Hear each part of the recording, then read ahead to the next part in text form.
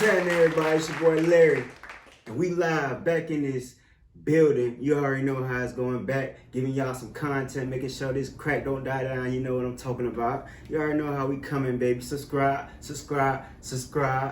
like, share, do what you gotta do. You feel what I'm saying? Make sure I'm worldwide in this mode. You feel me? All right, today's episode, LarryLiveTV.tv. We talking about loyalty.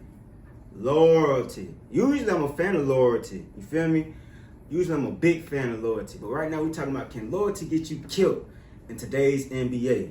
It's way different than the past, where you had Dirk, Tim, Kobe on the same team winning ships for their team. But now in the league where it's so different, we have players that still trying to be those standstill guys on their same team that they got drafted on. But would that ultimately give them that Charles Barkley seat, Hall of Famer with no rings, and everybody laughs at them in the future? Who I'm talking about? Shit, I ain't talking about nobody but Bradley Beal, Damian Lillard, and of course Giannis Antetokounmpo. These three players all said they wanted to stay with their organizations, and Dame went as far as saying that he'll never join a super team. Now, in today's NBA, with these players, with their loyalty to their organizations, they teammates, their fan base, would this get them killed? A few examples of Florida water, fuck with them. A few examples of, loyalty gone bad. You know what I'm saying? Early, not too far. But you got Russell Westbrook, you know what I mean? Nikola Vujovic, DeMar DeRozan. I'm gonna break that down real quick. Looking at Westbrook, OKC, and what all he did for OKC, signing a max extension, the most in the NBA at that time, 4-year, $205 million, right after KD left to the Warriors. Now, that move could have been a little, he was scoring, XYZ. I'm not gonna dig too much deeper into that. But Westbrook gave his all to that organization. And the organization brought in Victor Oladipo, brought in some other pieces, didn't really work out. Traded him, got Paul George, got Melo, but 2 years, 2 first-round exits. Thunder feel like, all right, we're never going to get it with this team. They start the rebuild. They send George to the Clippers. They cut Melo, you know what I mean?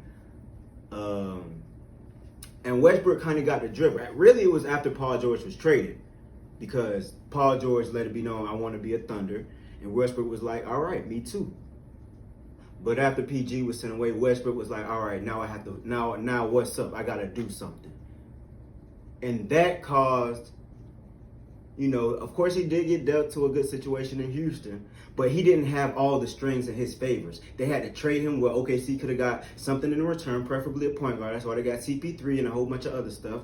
But ultimately, had Westbrook not felt scorned and rushed to sign such a heavy deal right after KD left, he could have had more control when he did decide to test in free agent waters. He could have had way more time to see, okay, let me look what's going on over there. They got something shaking in both LAs, Clippers, Lakers.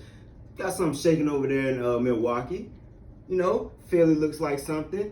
I might could do something with the Celtics, but it was rushed. It was let me get away from OKC before they trade me to somewhere I'm not trying to go. Let me and my agent handle this now. And since they got love for me and I got love for them, I'm sure we can work something out.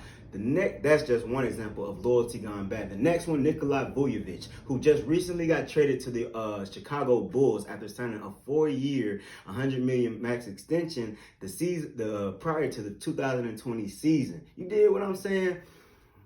Now, me personally, I call Vooch, his little international, foreign ass. I called him. I'm like, hey, homie, you feel me? What's up? You know who this is. Don't, go. You skilled. They need you anywhere. I told him to go to LA. They needed that skilled big man down there with AD. You feel what I'm saying? I told him go to LA. Test the waters. See what Milwaukee talking about. But he re-signed with Orlando Magic, 4 years, $100 million. I guess that them M's meant something. And see what happens next. Orlando is a shitty organization. Before I was saying it, but now the whole world sees it after that boo-boo ass trade they made, and letting go of all of their star players, and now they rebuilding, and no one really knows where they're gonna end up after this. But Loyalty turned bad. Too much loyalty could cut you at the end. And one of the most cutthroat, unloyal shits I ever seen, I guess in my life when it comes to the NBA. Toronto Raptors dealing off DeMar DeRozan. Now, this is kind of crazy because Toronto and DeRozan and all that, DeRozan been there. You feel what I'm saying? Since y'all already know that. I ain't even gonna waste y'all time on that. But he was loyal to the motherfucking bone, to the tooth, to the bleeding that Toronto red and black. You did what I'm saying? 2016, was it 2016? 2016. He just re-signed. 4 years, 180 something, 100, 200, whatever the hell it was. He just re-signed, got him a good contract. 2016, what did the Raptors do? 51-31. Number 1 in the East, number 2 in the East, matter of fact. I'm sorry about that. They beat the Bucks in the first round. It's not bad. Next round, they get their ass smashed by the Kane. LeBron and them boys. But that's all right, though. That's the Kane. You know what I mean? That's the Kane. So next season, after that 2017-2018 season, after DeMar DeRozan, showing nothing but loyalty to these boys. Nothing but loyalty to these boys. You feel what I'm saying? 2017-2018 season, the best season Toronto had prior to the next season after this one. 59-23, number 1 in the East. I believe they was number 1 in the league. Might not have been because it was such a thing as the Warriors. But beat the Wizards in the first round. Of course, swept again by the Kane. Second round. And you would think, because this was the number one team in the league, number 3 offensive rating, number 5 offensive rating. They wasn't bad. They was number 1 in the league for 3-point shooting, held their number 1 in the league defensively for opponents' field goal percentage when it comes from that 3-point line. They was doing their motherfucking thing. Plus, they had that rookie OG Anunoby that was shutting down. Coach of the Year, Dwayne Casey. Now, let me show y'all where everything just makes a huge 360. All that good stuff. Even though you did get swept by the Kane 2 years in a row, but you number 1 in the league 2 years in a row, basically. You feel what I'm saying? So what you do? You go and fire the Coach of the Year, Dwayne Casey, and bring in Nick Nurse. Ooh, that's cold. Then what you do after that? You say the little nigga that's been holding it down for us since we lost Chris Bosh to the Heat. We gonna trade him after showing so much loyalty to us. After, he did what he was supposed to do. Y'all, Toronto as a team, as an organization, y'all supposed to put the pieces together and put the team together so that they can win the championship. DeMar doing his thing. Ship them off to San Antonio for Kawhi Leonard. Next season, Toronto wins the ring. That is the true definition of it's nothing but business, baby.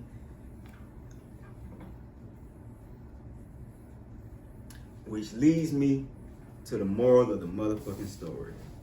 Bradley Beal, Damian Lillard, and Giannis Antetokounmpo. All 3, like I just said, swearing loyalty to their teams. All 3 top tier players, whether you know it or not. All 3 deserve a ring when it's all said and done. Maybe not Bill, but of course Dame and Giannis definitely deserves a ring when it's all said and done.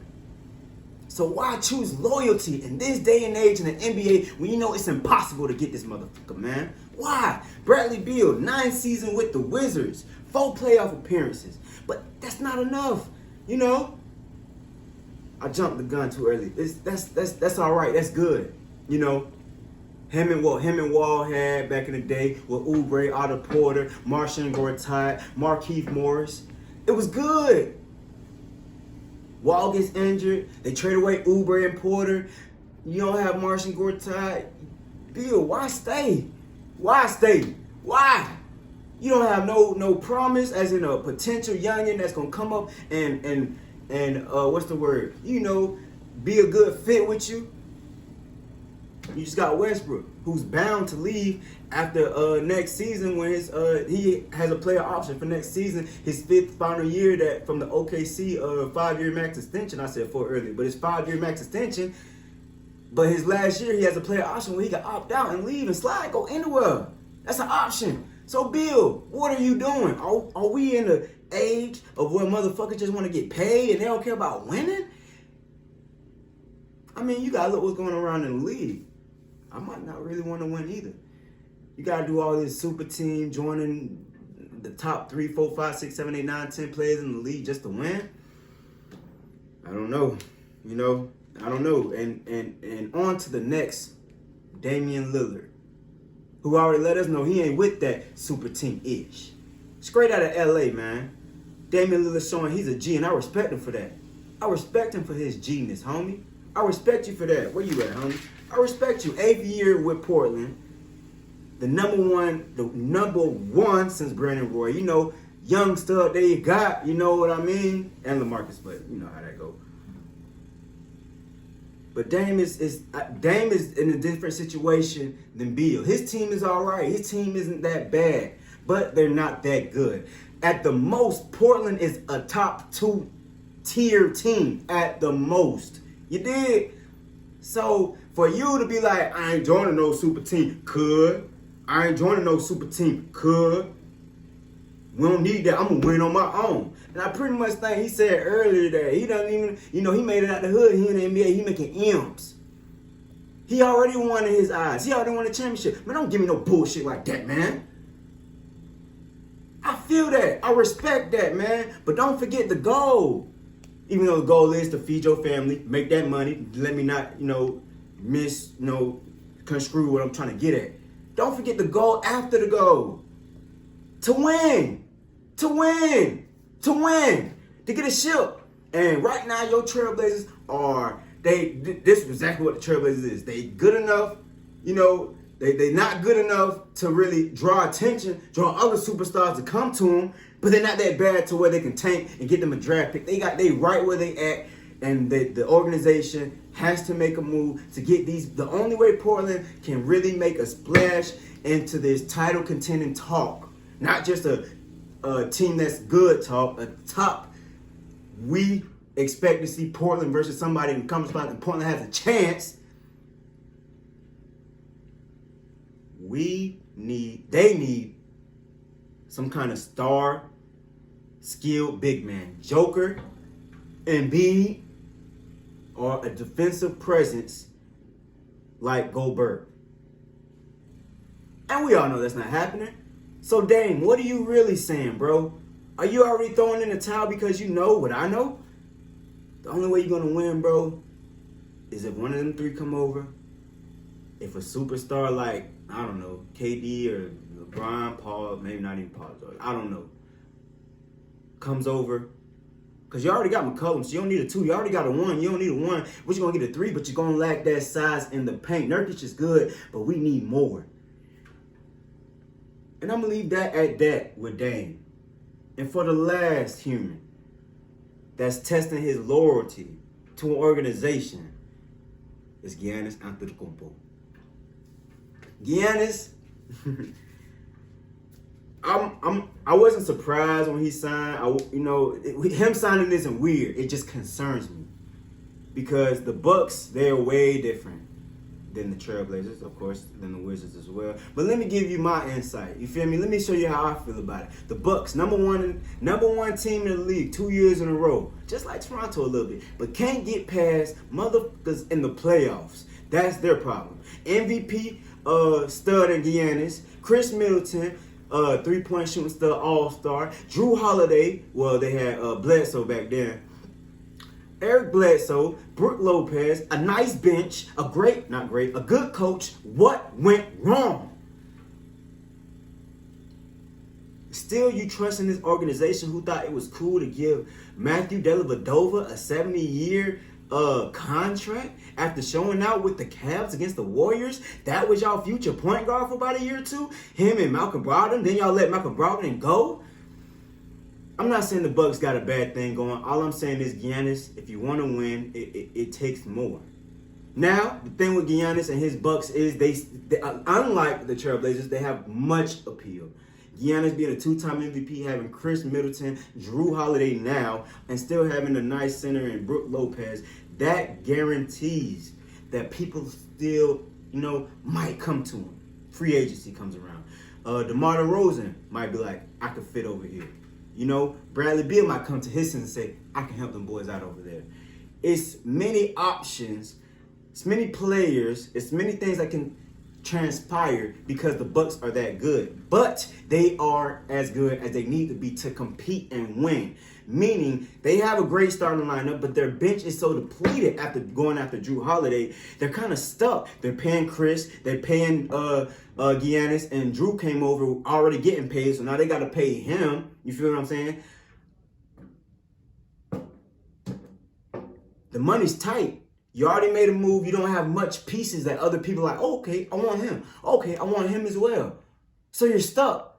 So the concern for me with Giannis, staying on this Bucks team for another 5 years, and he's young. It's only his 6th season, 7th year with the Bucks.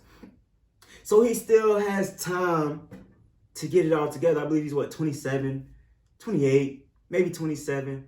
He's young still. So he still has time to ditch him. You know what I mean? If they don't make any boss moves, which they probably won't be making for the next year or two. But that's what you signed up for, Giannis.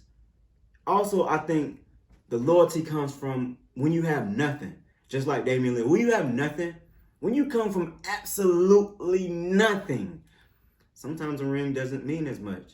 Sometimes making sure your family will forever be straight. So knowing that your family has to feel what you felt like growing up, maybe that's more important than winning. Maybe that loyalty to that team that took a chance on you, betted on you, loved on you with the fan base, surrounded you with the teammates, and giving you some bread so that your family can be all in line. Not to forget, Buck signed his little brother as well, giving him some money as well. I can understand why Damian Lillard and Giannis Antetokounmpo, also Bradley Beal, could feel the way they feel. I don't hate them. I respect them. Confuses me. It confused me. It lost me. Might have lost y'all too. These boys don't want to win. They'll never win. Maybe. But they're already winners in their eyes. So you can't take that from them. You can't take anything away from anybody, you feel me? But that's all I got today. Larry Live. I hope I didn't bore you too much, baby. I'm coming fresh out the grease, out the pot, out the stove, you know what I mean? With so much shit, you feel what I'm saying? Y'all gotta catch me next week, 'cause I got some more shit coming. Florida Water, the link will be in my description. Fat Boy Apparel still popping. Baby Rose coming on the way. You already know how it's going, baby. Larry Live, and we out.